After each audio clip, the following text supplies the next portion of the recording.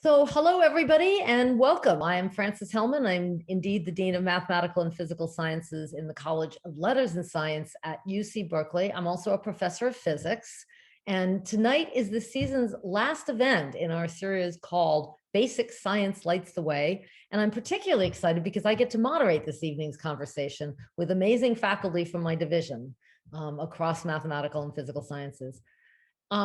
I have to say that really, truly, the best part of being dean is supporting the research and teaching efforts of my faculty. I get to experience the same awe and wonder about their work that many of you do. And I ask many of the same questions. So I'm encouraging you to jump in there with questions as they occur to you. As many of you know, this series is intended to show you, our alumni and friends, how exciting and important foundational science is and how it creates new knowledge, and how without it, we won't get to paradigm shifting discoveries. There are really countless examples of such discoveries, and here are a few that came out of Berkeley. Charles Townes' laser, Louis and Walter Alvarez's understanding of the KT impact dinosaur extinction event, George Smoot's proof of the Big Bang, Jennifer Doudna's CRISPR-Cas9, and these are really just the tip of the proverbial iceberg. So tonight we're going to hear from faculty who have only come to Berkeley in the last few years. Their work is going to lead us to a greater understanding of the physical world, and they will bring along an even further generation of scientists who will do the same. Daniel Stolper hails from the Department of Earth and Planetary Science, Courtney Dressing from Astronomy, Norman Yao from Physics, and Alex Paulin from Mathematics. We are going to cover research in Earth's history, exoplanets, atomic, molecular, and optical physics, and on the teaching front, new frontiers in teaching our students mathematics. That may sound like an awful lot of territory to cover in an hour, and indeed we'll just barely scratch the surface, but we're here for you to learn more if there's anything that really piques your interest. So let's get started, and please don't be shy about putting questions into the chat. That's what it's there for. So I am going to start this evening with Daniel Stolper. Daniel is a geochemist and an assistant professor in the Department of Earth and Planetary Science, known as EPS. His research is interested in a variety of problems related to the rock record, to microbiology, and to biogeochemical cycles in the present and in the past. His approach to scientific problems is centered around linking experiments and physically based models to natural observations in a very integrated fashion, and when necessary, developing new methods and techniques. His lab is centered around mass spectrometric measurements of experimental and environmental samples. So Daniel, can you start this off by telling us a little bit about your research and the science question that drives your work? So take it away, Daniel. All right, perfect. Success, we see the screen? Yep. All right. Thank you, everyone, for coming. Today, I'm going to talk about reconstructions of the history of atmospheric oxygen over the past 3.5 billion years. Before I do that, I want to get into what I do here at Berkeley in most of my time. I'm a geochemist, and I make measurements in my laboratory of the stabilized topic composition of environmental and experimental samples to work on problems associated with reconstructions of land and sea temperatures over millions of years, the formational conditions of methane, and the way plants respond to climate change in the past. I'm not going to talk about any of that today. Rather, I'm going to talk about what I did when I first got here to Berkeley, when this is what my lab looked like for the first year and a half. And I worked on a project to compile and repurpose 80 years of geochemical measurements for something it wasn't made for, and that is the history of atmospheric oxygen. I want to motivate this for a few slides. I'm going to get us all on the same page. So why do we care about O2? There's a variety of reasons. One is that O2 in our atmosphere comes from life. And if we look at satellite images of the Earth, you can see the tropical forest generating some of that oxygen. And indeed, planetary scientists are hoping to measure O2 in exoplanets as a biosignature to show that there was or maybe is life on other planets. For our purposes here today, all of us are sitting in here, breathing in oxygen, consuming a snack and releasing CO2 and energy, and our body plans are designed around, in part, moving oxygen to the tissues that require it. Additionally, the ozone layer that protects us from UV radiation is generated from the reaction of oxygen species. So ozone is here because of oxygen. It also causes oxidation. In this case, iron is being shown rusting, and we'll come back to this, and drives combustion reactions. So today, we have a lot of oxygen in our atmosphere. It's about 21%, but that has not always been the case. And so this is a snapshot, a cartoon view of the history of oxygen on Earth, 4.5 billion years ago here to today. Here's modern day levels of oxygen at 100%. For the first 2 billion years of Earth history, we had very low O2, 100,000 times lower than today.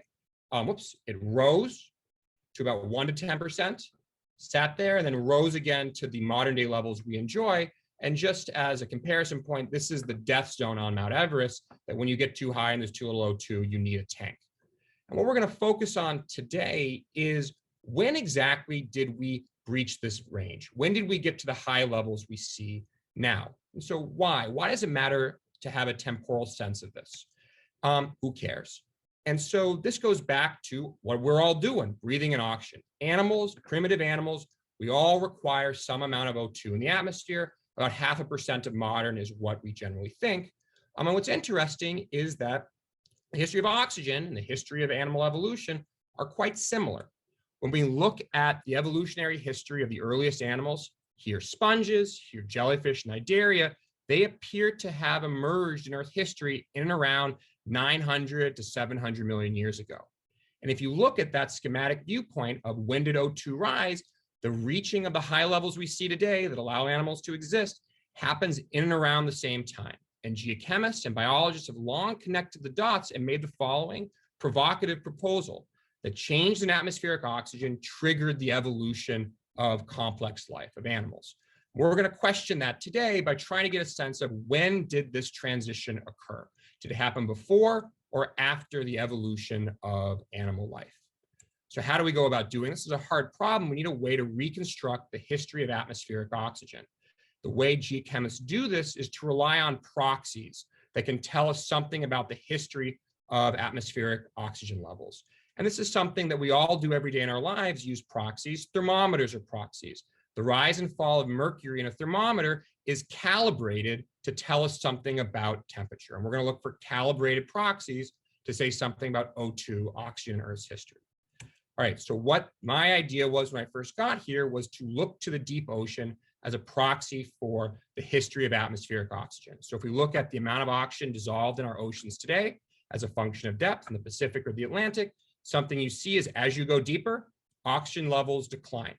And they decline because photosynthetic organisms generate organic carbon in the top, it falls down, and then it is respired just like we're doing today. Organisms use that oxygen, breathe it in, and release CO2. And one thing that comes out of models in earth science is that you need a lot of oxygen in the atmosphere to keep the system oxygenated, to keep O2 in the deep ocean. You need something like 10 to 50% of modern day levels to have an oxygenated deep ocean. And we think for most of Earth's history, the deep ocean had no O2. It was only at the very end of Earth science and Earth history that we actually had enough O2 to have breathable oxygen in the deep ocean. So here's the idea. If we can figure out when the deep oceans became oxygenated, we can pinpoint the timing of atmospheric oxygenation to modern day levels. So how do we go about doing this? How did I go about doing this? It was to look towards hydrothermal systems. This is a spreading center, a mid-ocean ridge with a magma chamber generating igneous rocks. Those igneous rocks have water flowing through them in the bottom of the ocean, and that water carries with it today dissolved oxygen. That oxygen reacts with reduced iron in igneous rocks and oxidizes it, removes an electron, and makes oxidized iron, iron 3+. And the way to think about this is taking reduced iron, in this case steel, and rusting it. That is what this water is doing. So here's the idea. In a world that has very little O2 in the deep ocean, you will not oxidize any iron. You'll have a low amount of oxidized relative to reduced iron. When you put O2, oxygen in the deep ocean, you will oxidize a lot of that iron. So to go about testing this and to reconstruct deep ocean oxygen, I compiled thousands of these iron 3+, 2+, oxidized iron to reduced iron ratios in ancient submarine igneous rocks preserved on land. These are common features. You see them here in California. This is a field trip of UC Berkeley undergraduates going out to Marin County and looking at exposures of submarine igneous rocks on land that we teach about in classes here. All right, so let us look at the data. So we're going to look at the age of the rocks, 0 to 3.5 billion years ago. On the y-axis is iron 3+ to iron 2+. Higher is more oxidized, lower is more reduced. And this is the range if we got pristine rocks from the bottom of the ocean today. If we look at rocks from 3.5 billion years ago to about 500 million years ago, in terms of their iron content, you wouldn't be able to tell the difference between a modern day rock and a really, really old rock. These rocks have not been oxidized. They haven't seen any O2. Recall that we think that the animals started evolving in and around 700 million years ago. They don't see any shifts in this ratio. When we get younger than 500 million years ago, we start seeing lots and lots of rocks that are highly oxidized. They've seen O2 when they were formed, and they have seen a deep ocean that had O2 in it. And so we think that this is the timing of when we reached high levels of oxygen in the atmosphere. And so from this, we can say, look, changes in atmospheric oxygen levels to the degree that they oxygenated to 10 to 50% of modern didn't drive the evolution of animals. However, what we do know is that right after this event, big predators began to show up in the ocean that require lots of O2, jawed fish that swim fast and need oxygen. And this may have driven the evolution of the oxygenation of the oceans, may have driven this shift.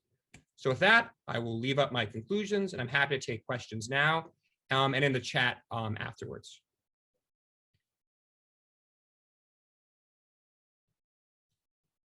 Francis, you're muted. Yep. Now unmuted. Thank you. Thank you, Daniel. That was a fascinating talk. So I'm going to kick off a couple questions, and audience, please do chime in. But in the meantime, I'm going to ask you, can you comment, why did it take 2 billion years from the initial increase in oxygen to the final rise to near modern levels? I mean, that's what is it that is happening in 2 billion years that takes that long? I will say none of us in earth science know, and it's a hot topic. So the initial rise in O2 2.5 billion years ago, we think is because that's when organisms evolved that could make oxygen, photosynthetic organisms evolved.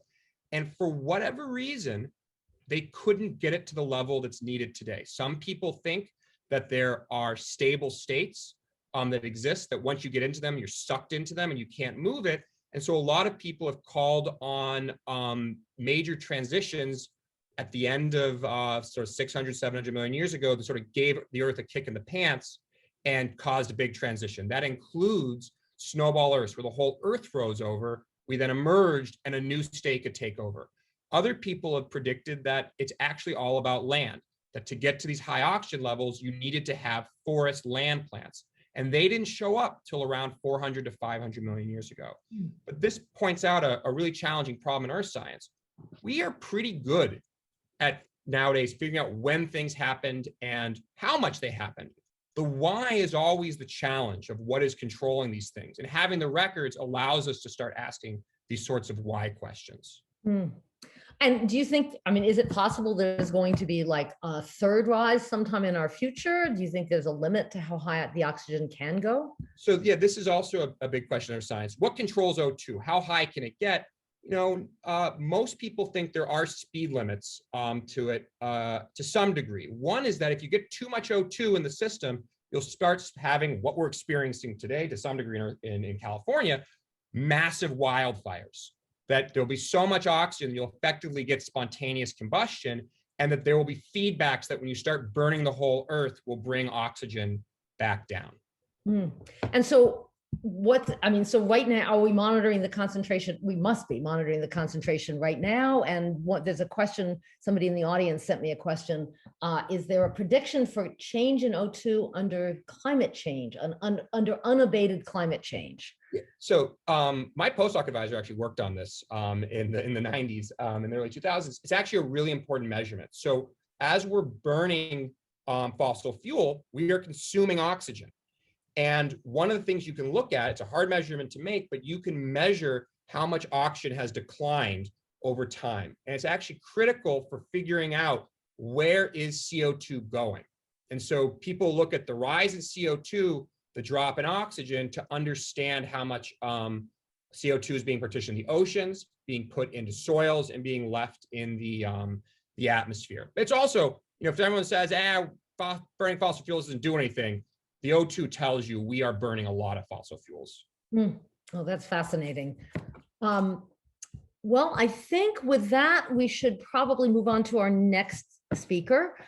So thank you, Daniel, for a fascinating talk. And I'm going to now move on to Courtney. So Courtney Dressing is an assistant professor of astronomy. So her research focuses on observational astronomy, which looks at detecting and characterizing planetary systems orbiting nearby stars. She uses telescopes on the ground and in space to search for these exoplanets, to probe their atmospheres, to measure their masses, and constrain their compositions. Her aim is to uncover how planets form, how they evolve with time, and prospects for detecting life on extrasolar planets. She recently received the Newton Lacey Pierce Prize from the American Astronomical Society for outstanding achievement in observational astronomy research. She is also a Packard Fellow, a Sloan Fellow, a Hellman Fellow, and gosh, we're just glad she's here at Berkeley. Courtney, can you tell us a little bit about your research and the project you are currently working on? So take it away. Thank you, Frances. So wonderful to be here with all of you today. Today, I'm going to tell you about other planetary systems, but to get started, I wanted to remind you of the features of our own solar system. When we look at our solar system, we can coarsely divide the planets into two categories. We could split off the inner planets, which are rocky, they have Earth-like compositions, and they're relatively small, from the outer planets, which come in two flavors, the gas giants and the ice giants. Even though Uranus and Neptune look different from Jupiter and Saturn, they have more in common with each other than they do with the inner planets. When we look at other planetary systems, we're curious to know what kinds of planets orbit those stars. How are the planets arranged? How many planets are they? And how did they get there? There are multiple ways to find planets, and tonight I'm going to highlight two methods. One is the transit method, and you see a movie on the left showing the planet Venus in our solar system crossing in front of the surface of the sun. This event is called a transit, and when it happens, the star will look a little bit fainter because the planet is blocking the light.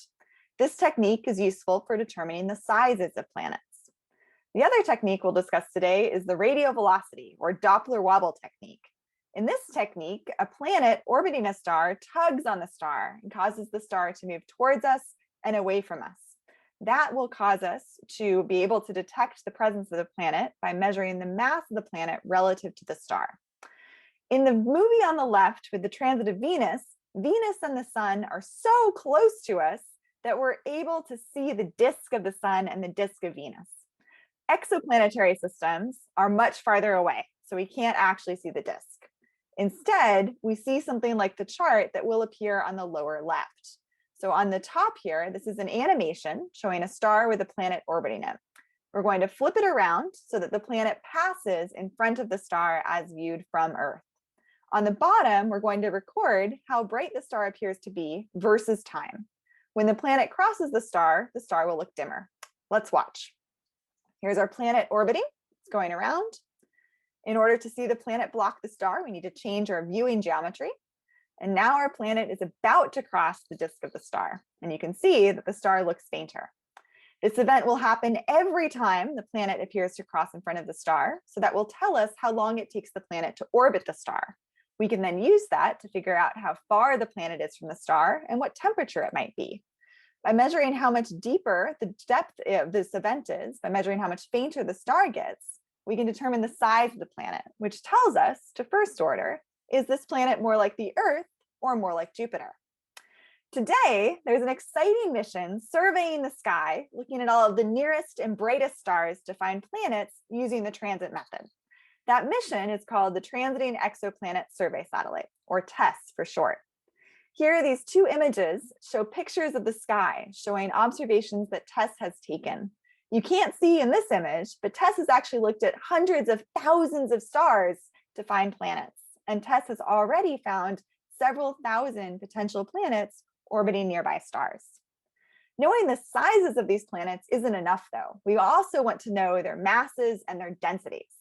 In order to determine the density, we need the combination of the planet size from the transit method and the planet mass from the radial velocity method. To get those values, I've been working with a team of astronomers, including many scientists at various UCs, to follow up these planets using what we call the TESS-Keck survey, With this survey, we're using the Keck telescopes in Hawaii and a precise instrument known as HiRes. We use these telescopes to measure the masses of the planets using the radial velocity technique. Today, I want to highlight one particular system that we've been following up. That system is known as TOI 1246. This is why you should not ask astronomers to name things. We're not very creative. Here, what you see are 4 different plots, all of which show how bright the star is on the left and how much time has passed on the bottom.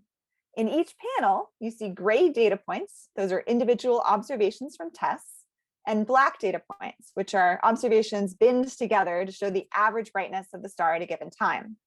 The blue lines are like that yellow chart you saw before. That's a model showing how bright the star would be when the planet is not in front of the star over here, and when the planet is in front of the star in the center. There are a lot of numbers on this plot, but what I want you to take away from this is that there are 4 planets orbiting this star, and they're all roughly the same size. They vary in size from 2.8 Earth radii to 3.3 Earth radii. And they have orbital periods, the time it takes to go around the star, of 4 to 37 days. That's a big range, but all of these planets are much closer to the star than our solar system planets are to the sun. Using the telescopes in Hawaii, we've also measured the masses of these planets. And here, these 4 panels show you how much the planets tug on the star. So this is the radial velocity of the star versus orbital phase, so where in the orbit the planet is. And you can see in all of these cases, we see a blue sinusoidal wiggly line. That tells us that we're detecting the signal of the planet, and it allows us to measure how massive each planet is. Even though these 4 planets have similar sizes, we find that their masses are actually quite different, which is interesting. We might expect that objects that are the same size should have the same mass. But here, the least massive object is 6 Earth masses, and the most massive is 20 Earth masses. If we compare these planets to the other planets for which we've measured size on the left and mass on the bottom, we can see where they fall. So here, V and E mark Venus and Earth in our solar system. U and N mark Uranus and Neptune. The blue dots are other planets for which we've measured masses and radii. I'm not showing the uncertainties on those observations because it would make the plot too crowded. In white, we have the 4 planets in this system. And as a refresher, there are 2 planets close together. Those are the 2 planets down here, and 2 planets farther away. Those are the ones up here. One thing we'd really like to know about these systems is, why are these planets different? Why is it that this planet, the one on the far right, is so much more massive than the other planets? We're trying to figure that out, and in the future, we hope to have atmospheric observations to help us answer that puzzle. This system is really interesting, and it's been such a joy to work on it with a team of scientists. I'm working with graduate student Emma Tertelboom, who's currently at Berkeley, as well as Berkeley alum Lauren Weiss, who's currently a postdoc in Hawaii. When we look at this system compared to other planetary systems, we see that it's one of the best examples of a multi-planet system orbiting a nearby star that's great for follow-up observations. And in the Q&A, if you have questions, I can tell you how we could use the Hubble Space Telescope or the James Webb Space Telescope to learn even more about the system. To summarize, we're using a combination of resources on the ground and in space to understand planets orbiting nearby stars. By looking at a large number of planets, we're understanding the demographics of planetary systems. And by conducting detailed follow-up observations, we're using observations from telescopes in Hawaii and in space to understand the interior structures of planets. We also hope to use space-based instruments to understand the atmospheric compositions. And I'm very excited about Hubble observations of another planet that we're going to get next month. And then finally, by putting all the pieces together, we can test theories of planet formation and evolution. Thank you very much for having me tonight. Thank you, Courtney. That was a lovely talk and very just fascinating stuff. What makes you as an astronomer? Why are we so interested in systems that have multiple planets? I mean, does it matter that there's 1 planet, 10 planets? Are there theories that matter how many planets there are? So when we look at planetary systems, if we only have 1 planet orbiting a star, there are lots of free parameters. But if we have multiple planets orbiting the star, they grew up in the same environment. So that reduces the number of free things in our equation. It's like studying siblings to see what factors of their childhood affect the way they behave now. You can control for the fact that they had the same parents and lived in the same place and had the same breakfast. So could there be additional planets in the system like that TO1, TOI 1246? Could there be additional planets there?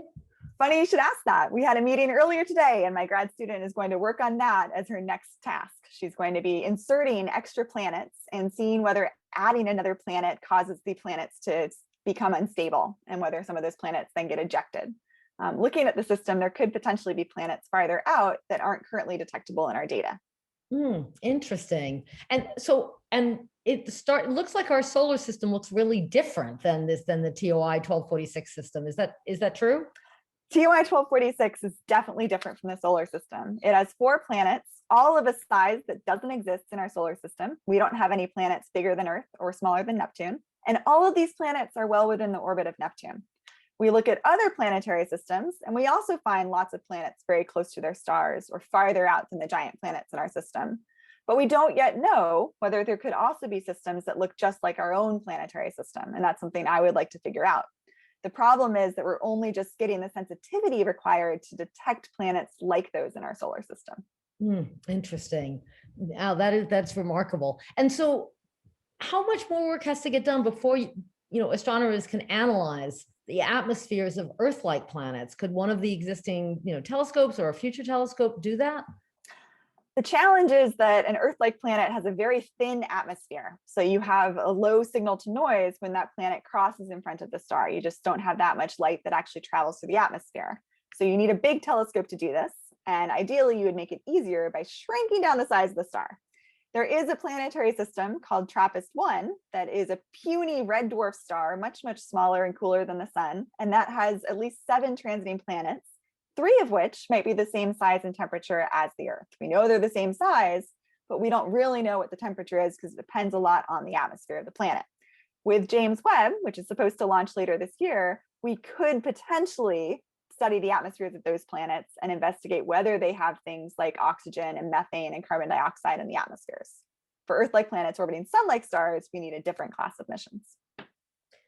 I think lots of people are curious. When you do your observing, do you have to stay up all night to do this? What's the process of using like space-based telescopes versus some of the ground-based telescopes? Tell us a little bit about what your life is like as an observer.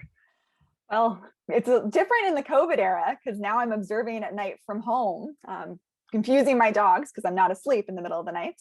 Before then, I used to drive to telescopes and stay awake at night there. With remote observing on space-based telescopes, it's a bit easier because you can plan during the day and then the observations are executed. But you lose a little bit of the magic of being in the telescope and knowing that the giant instrument collecting your data is right there down the hallway. Well, that's fantastic. And it's nice to know that COVID is not a negative impact on everything. So, all right. I think we will then move on to our next speaker. So thank you so much, Courtney. Thank you. And we are now going to move on to Norman Yao. So Norman Yao is an assistant professor in the Department of Physics. His research interests intersect with many disciplines, including what's known as atomic, molecular, and optical physics, condensed matter physics, and quantum information science. And recent advances in these fields have opened the door to asking fundamentally new questions about quantum mechanics in systems that are far from equilibrium. His group seeks to answer such questions by employing a variety of theoretical, numerical, and experimental tools, which is a remarkable idea. There aren't many people in this world who can with great legitimacy claim to be both a theorist, a numerical person, and an experimenter, but Norman is in that category. Recently, Norman received the Valley Prize from the American Physical Society, which is awarded every 2 years to one early career individual for an outstanding scientific contribution to physics. So Norman, can you tell us a bit about your research and the project that you are currently working on? Absolutely. Yeah, it's really a great pleasure to be here with everyone tonight. So I'm happy to talk a little bit about some of my group's efforts in terms of quantum computing in maybe a little bit of a different perspective than many of the groups that are out there, and what I like to call kind of the defect perspective. So the kind of field of quantum computing has recently seen a tremendous explosion in the context of there being many different companies that have emerged to try to commercialize quantum computing, and also many different new science questions that are being asked at this interface between really basic science and applications. So, if you take a look at the news, you'll see lots of headlines about quantum computing. And I think one of the ones that I find to be sort of particularly apt, or maybe particularly honest, is this one in the center over here, which is that the era of quantum computing is here, but that the outlook is perhaps a little bit cloudy. And I want to shed a little bit of light on what that cloudiness is, and also a little bit on what my group's approaches are to kind of answer some of the questions that I think are still facing the scaling of quantum computing to being something that's very realistic and applicable. So it turns out we're at a sort of a little bit of a deja vu today. It's almost exactly 10 years ago, almost to the day, just 2 weeks ago, where, as a little bit of history, in May 11th of 2011, a company known as D-Wave released the first quote unquote commercially available 128 quantum bit quantum computer. And they had some exciting headlines. Yes, you can have one. No, you are not dreaming. And one could put one into one's cart at the cost of $10 million at the time. And at the time, I think there was a tremendous amount of excitement. We're 10 years down the line from this. At the time, there was a tremendous amount of excitement, but also some very deep questions about how quantum mechanical the elements in this particular D-Wave device really were. But in some sense, kind of this announcement of a commercial quantum computer also pushed forward a lot of basic science research to really ask the question of what these types of devices could be useful for. And before I continue, I just want to give a little bit of a sense of some of the applications that, that quantum computers are kind of specifically powerful at. One of them is the idea of factoring numbers. So super basic idea, taking 21 and breaking it down to 3 and 7. And it turns out that in general, this idea of factoring, if you increase the length of the number, so if you go from a 2-digit number to a 100-digit number, the difficulty of factoring gets exponentiated. So it becomes really, really hard to factor big numbers, whereas it's quite easy to factor small numbers. And one of the big advances in terms of quantum computing, and one of the major applications, is that quantum computers allow one to factor large numbers extremely efficiently. Another application that's particularly relevant, especially in the era of Google and search, is that a quantum computer will also allow us to search for a particular marked element through a totally unsorted list in a faster time than your laptop can do. But perhaps the most important thing that I kind of want to emphasize on this slide is that quantum computers are really not expected to be able to replace your laptops for basic tasks, that they're really powerful for specific applications, and that one of the elements of basic science research is finding out what those applications are. So just, maybe zooming into this factoring example a little bit, what's the relevance of factoring? Many of us haven't factored big numbers since we were in grade school. It turns out that factoring itself is actually the security basis, the cryptographic security basis of almost all of the credit card transactions done on Earth. And because of that, there's this pretty amazing RSA factoring challenge where the companies would like to know, if you can factor big numbers, the companies would like to be the first ones to know that. So they will pay you before you turn your power to factoring numbers, by giving you lists of numbers, by giving you digits. And here's a 1024-digit number, the RSA factoring challenge, where if you can factor the number that's given to you, they will give you $100,000. And many of the challenges up to this size have already been solved. In 2016, there was a 704-digit number factorized. Just to give a sense that there are examples of questions that are really difficult for classical computers to solve that quantum computers can solve. So with that, I want to say, let's fast forward now, a decade to modern day, and ask, what does a quantum computer look like? It turns out that, much of the technology for quantum computing is still extremely nascent. And even to have a device that can be thought of as having the basic elements of a quantum computer really requires an extremely large apparatus. So in some sense, this is a picture taken from my good friend and colleague Chris Monroe's group at Duke University. And all of this infrastructure is the surrounding technology around a quantum device, around a quantum computing device. Here's, of course, a lot of graduate students in his group.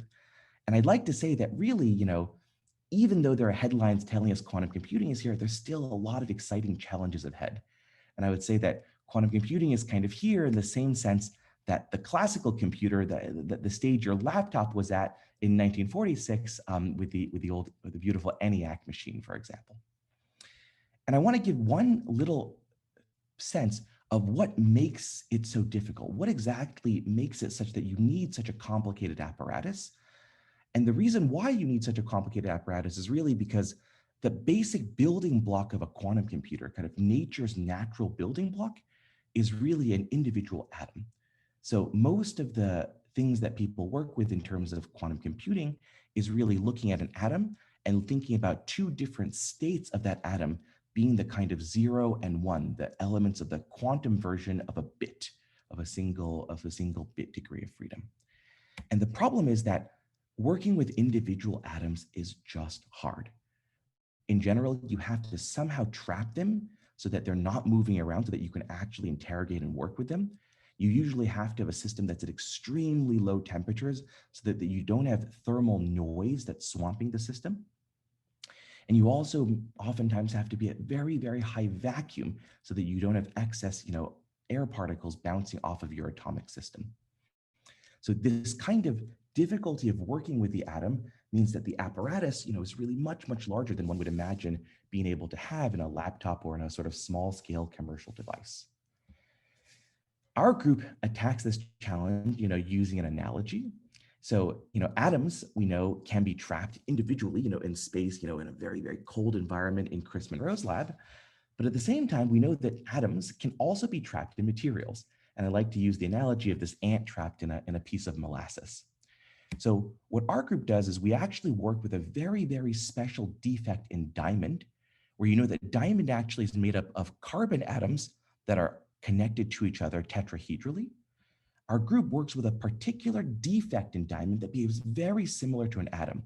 It corresponds to a vacant lattice site that's adjacent to an extra nitrogen in the lattice. This nitrogen vacancy center functions like an atom, and we use the states of this to encode the quantum information, the quantum bit in our laboratory. So two final slides to give a sense of what lab work in our group looks like. Most of the control in our lab is done optically. So we use laser light to be able to, on tabletop experiments, to be able to control the defects. And the two colors you want to take away from this is that most of our control light is green. And when we apply this light to a chunk of diamond that has NV centers in it, the NV centers fluoresce red. So they emit fluorescence that actually is red in color, and you can see it with a naked eye without a problem. So this kind of green route to control and the red route to see is precisely how we're able to image the atom. And what I really want to emphasize is that all of our group's experiments are done at room temperature, ambient conditions. You don't need any of the complex apparatus because your atom, your system, is trapped inside the diamond lattice. And just as a little bit of data to pique your interest, here's an example where we're really flipping the bit of information that's stored in this atom from 0 to 1, back to 0, back to 1. In the middle, we've achieved quantum superposition between these two different states. And that quantum superposition is one of the really sort of deep ideas that allows for a quantum device to access more than just a classical device. And with that, just want to flash up a little picture of my group pre-COVID, where we were all hanging out at Courtney Park, just a little bit down the way. Thanks so much for your attention.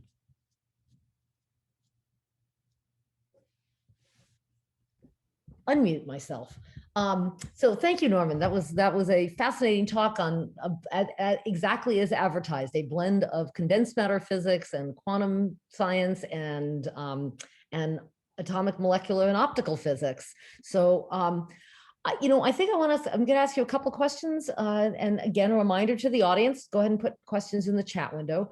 Your group is pretty unique in the sense of having both an experimental and a theoretical component. Can you talk a little bit about how does that affect and the experience of students in your lab? It is an unusual thing in physics to have both. Yeah, I mean, for me, I think it's, I have students kind of that are, theory students that sort of work closely with experimentalists, and I have experimental graduate students that work quite closely with theorists. But, from a very deep perspective, I think in some sense, the best theorists know very deeply about what the experiment can and cannot do, and can make predictions for sort of what's accessible in terms of experimental observations. And the best experimentalists, I think, are really unafraid, fearless like theorists to be able to kind of get the right theoretical framework to interpret the data that's coming out of their apparatus. So I do think that somehow, to me, this combination kind of one is just the most fun. It allows, my group to kind of be holistic in some sense and collaborate sort of within, but also I think it gives students a very unique opportunity to kind of expand their skill set to involve both theory and experiment. And I think that, at least some fraction of the students coming out of my group also want to sort of, kind of follow this joint path. And that makes me very, very happy. Question from the audience. Can you say why are quantum computers so good at factoring large numbers? That is a very, very deep question. So, I'll tell you the wrong answer. So oftentimes, there's this intuition that, what a quantum computer does is, oftentimes, when you try to factor a number, you could try lots of things. You're trying to factor 21, you can try, well, does, 2 and 10 work? Not quite. Does 4 and 5 work? Not quite. So there's this myth out there that what a quantum computer does is it tries everything.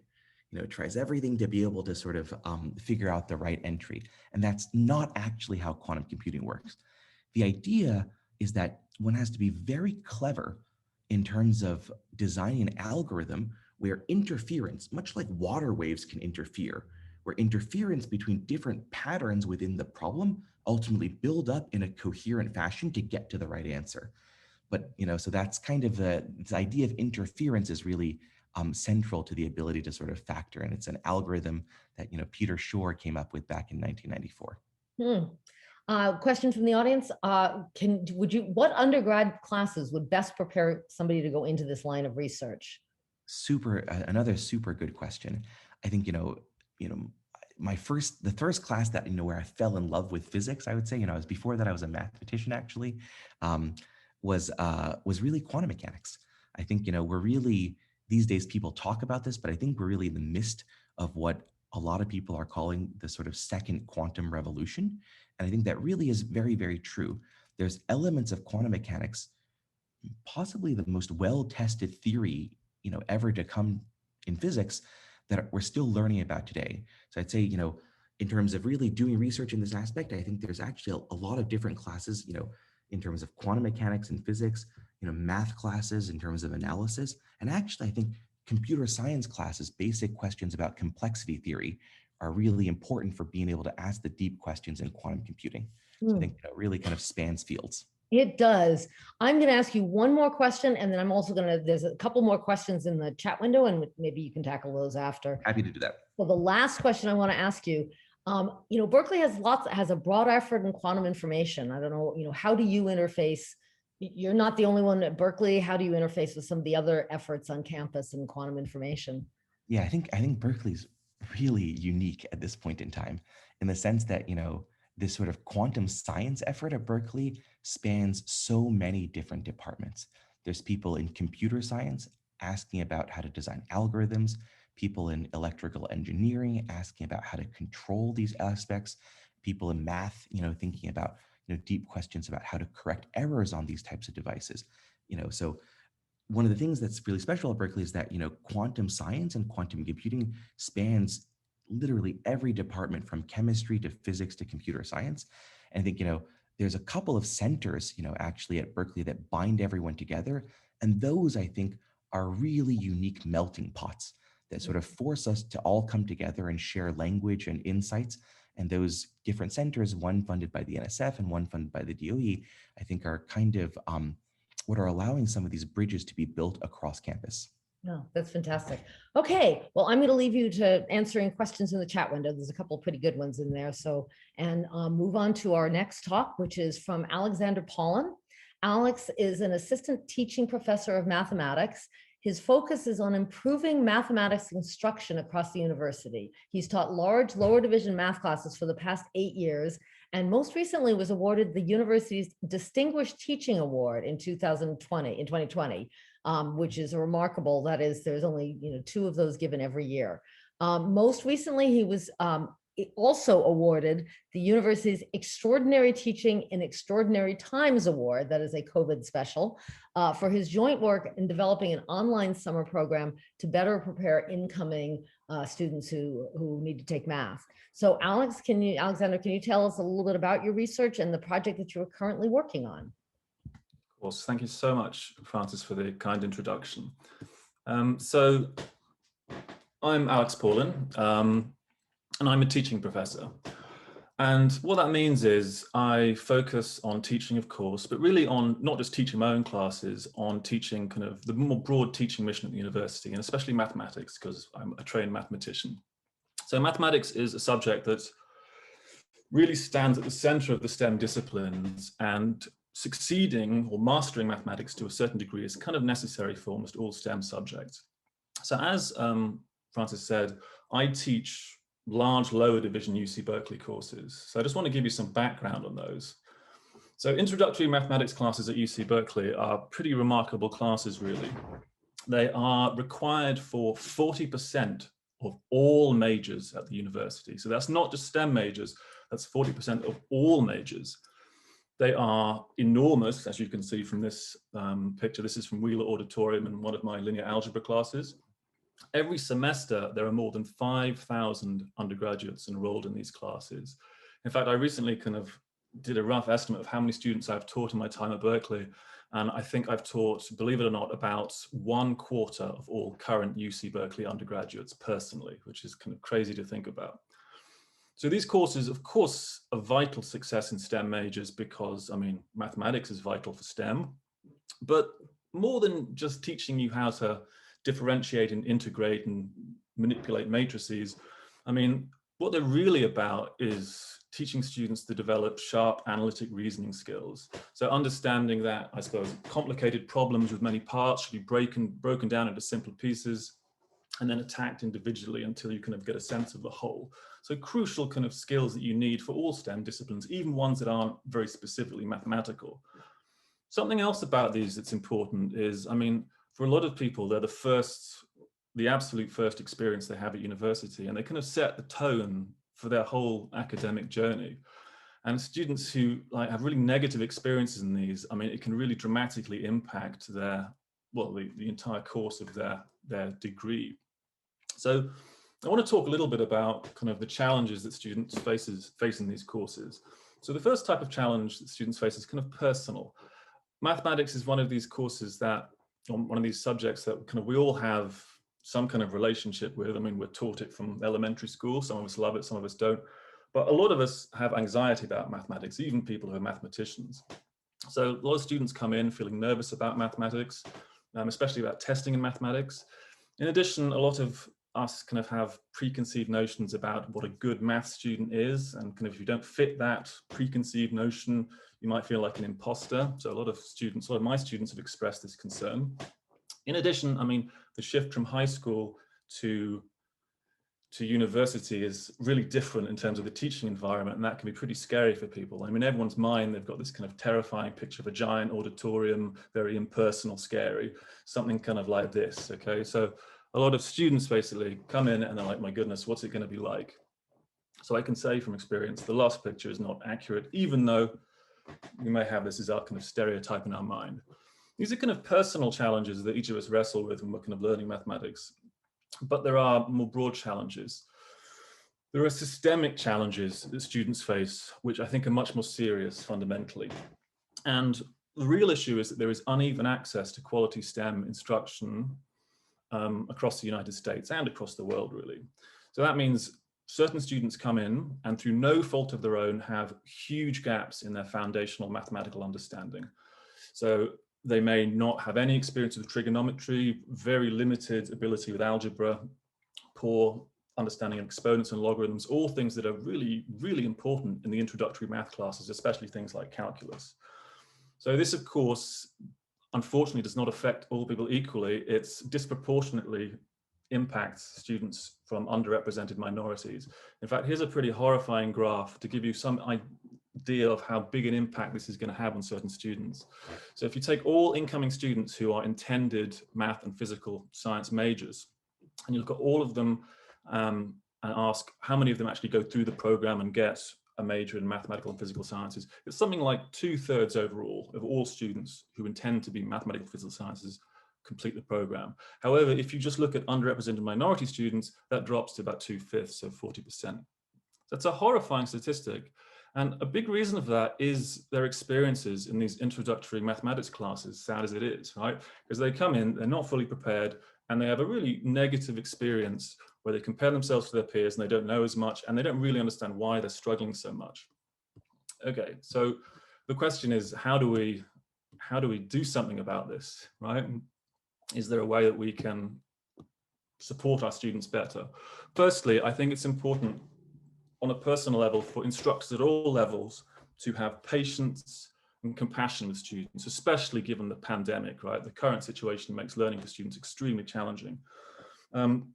It's also important in these courses for students or for instructors to understand that in these big classes, you're not just teaching mathematicians, right? Everyone in the class got into Berkeley, they're all talented, and perhaps mathematics isn't their primary interest. So there are tons of amazing scientists who are world leaders, but maybe got B's and C's in the introductory calculus classes, right? Of course there are, right? So as an instructor, it's important to understand that, right? Students have lots of different perspectives when they're coming in, and we want to support all of them, regardless of how they feel about mathematics. It's also important to recognize as an instructor that, I mean, even though there may be gaps in people's knowledge, no situation is truly hopeless. Not if the student is motivated. All students can grow given the right support and time. As an example, I had a student a few years ago in my first calculus class, and it was so calculus 1. And after the first midterm, it was looking bad. They'd done extremely poorly, bottom of the class, and they had massive gaps in their foundational knowledge. And we kind of sat down and talked about how we could improve things. And through the course of the semester, they improved. But by the end of the course, they weren't doing great. They were kind of probably in kind of still the bottom third, but they had improved from the absolute bottom. But then the next semester, they took my second course in calculus, and they'd obviously just realized what the deal was. And suddenly they've really started to exponentially improve until by the end of the year, they were best student in the class of 1,000 people. And they're currently doing a PhD in marine biology, right? So this is something as an instructor, it's vital we're aware of, right? Students can really grow, and your first impressions can be completely wrong as an instructor. That said, I think we do need to address systemic issues, right? Best intentions of instructors only go so far.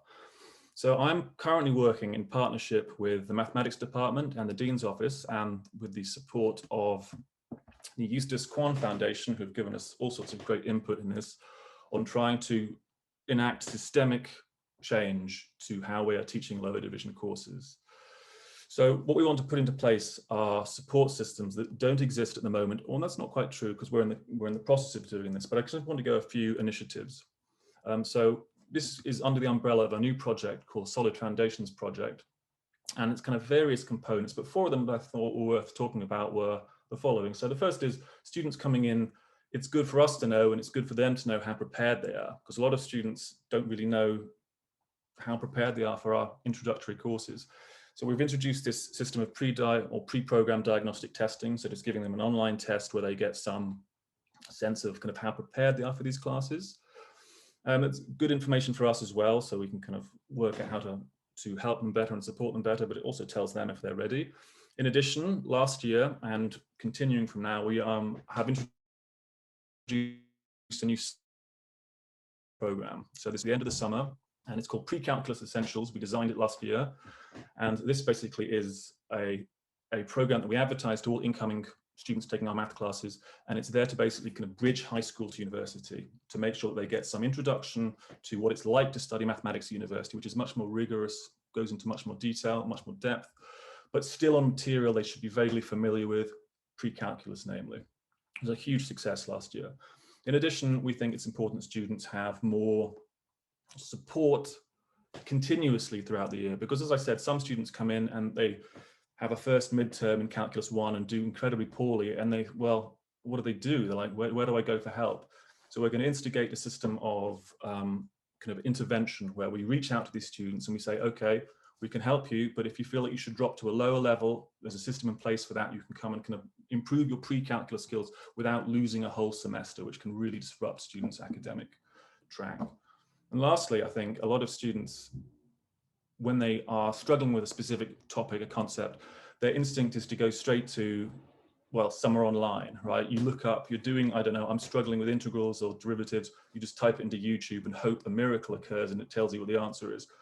Basically, we want our students to use our materials. So we're in the early stages of building a digital learning platform, something similar to the Khan Academy, but it's going to be with our resources at a university level that all students will have access to and will be able to continuously look at to support them throughout their entire, well, lower division STEM classes. So I'd like to stop there. Thank you, Alex. That was fantastic. I'm just going to end with a couple of short questions. You know, a lot of people are curious about COVID and what the impact of COVID on the introductory classes, both the entering freshmen and our current students. And you know, I'm just curious if you've had that experience, or you know, how's that going? So I think the impact will have a long wake, sadly, and we had the first kind of hint of it the fall semester of 2020. So I taught Calculus 2 in the fall semester of 2020, and at the beginning of the course, it was very clear, even though I've taught the course many times before, many students had very limited understanding of integrals, which is kind of something that they learn at the end of Calculus 1. So when that happened, I kind of had to do extra lectures to kind of bring them up to speed for Calculus 2. I think that's going to be the same, but tenfold worse. And I think that's going to be true across all mathematics courses. So I think as instructors, talking about compassion, patience, we're going to have a lot of it, because I think we're going to see students struggling in the way they've never struggled before because of the fact they have just really shaky late high school knowledge about pre-calculus and calculus. Yeah, well, I am sure there are students out there who treasure you as somebody who is actually empathetic, sympathetic, and helpful in the teaching. So, okay, well, I think we will move. We're almost at the end of our time, so I think I will wrap things up now and just say, you know, thank you to Daniel, to Courtney, to Norman, and to Alex for sharing with us your work, showing us the breadth of the work we do in mathematical and physical sciences. As a dean and as a scientist, I enjoy seeing our faculty convey their own excitement about their research. It is really contagious, and it's a reminder of the excellence at UC Berkeley. I also want to say a special thank you to our alums and friends for gathering tonight and on earlier evenings in this past year. We created this series in response to the pandemic, and we've actually now learned that it's one of the best ways to reach alumni and friends throughout the country. So fear not, we are committed to continuing this virtual programming next fall. I hope we'll also get to see some of you in person, of course, but this virtual series has been really a pleasure for us, and we hope for you. So thank you for your interest in science at Berkeley and for your support and your advocacy. It's more important than ever that we bring the excitement and fascination of scientific inquiry to a broad audience. We don't just have stories of discovery to tell, but also the stories that surround discovery, the faculty, the students, their determination, the importance of collaboration, the interplay between experiment and theory, the importance of diversity, et cetera. We have many more stories to tell, and I'm very excited for the next season of events. So again, thanks so much to Daniel, Courtney, Norman, and Alex for sharing with us your important work and for showing us the importance of basic science. It has always been one of Berkeley's greatest strengths and must continue to be so. And thank you, everybody, for your continued interest in Berkeley, alma mater to so many of you, and to the fantastic work that's being done here. If there's anything you want to learn more about, or if you'd like to support our work, for which there is, of course, a deep need, please be in touch with us. We absolutely want you to be part of advancing basic science and discovery at Berkeley. And so with that, I will sign off with a fiat lux.